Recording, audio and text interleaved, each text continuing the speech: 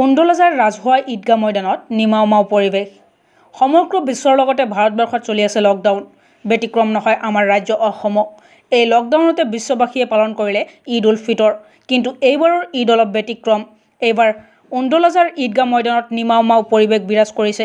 এইবাৰ কেনেদৰে ঈদ পালন কৰিলে উণ্ডলাজাৰ আঞ্চলিক আমচুৰ বিষয়ববীয়াসকলে চাওঁ আহক আমাৰ এই প্ৰতিবেদন। Bureau' report, news Assam.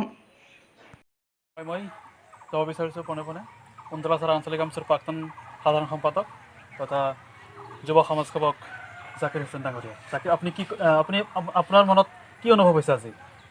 আসসালামু আলাইকুম, নমস্কাৰ। প্ৰথমতে অসমবাসী ৰাইজলৈ পলমকৈ হ'লেও ঈদ উল ফিতৰৰ পবিত্ৰ ঈদ উল ফিতৰৰ শুভেচ্ছা জ্ঞাপন কৰিছোঁ।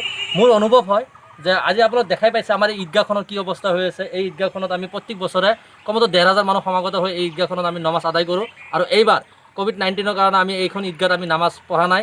চৰকাৰে যি নিয়ম নীতি বান্ধি দিছে এই নিয়ম নীতি মতে আমি ঘৰতে ঈদৰ নামাজ আদায় কৰিছোঁ।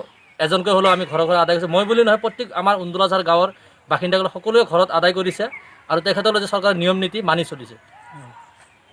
আপোনাৰ কেনে অনুভৱ হৈছে আজি? আসসালামু আলাইকুম।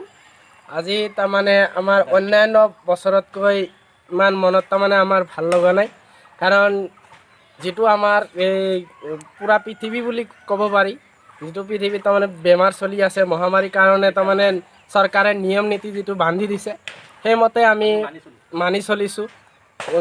আমি নিজৰ ঘৰতে থাকি আমাৰ পৰিয়ালৰ সৈতে নামাজখিনি আদায় কৰিছোঁ। আপোনালোকৰতো নিশ্চয় মনত কিবা বেদনা মনোভাৱ হৈছে? আছে, ভাল লগা নাই এইবাৰ, তাৰমানে মনত বহুত দুখ আছে। হ'লেও যদি এবাৰ কৰিব পৰা নাই, অহা বছৰ যাতে ইয়াতকৈ ভালকৈ ক'ব পাৰে। হয়, সেইটো তাৰমানে আমি যাতে অহা বছৰ ইয়াতকৈ ভালকৈ কৰিব পাৰোঁ।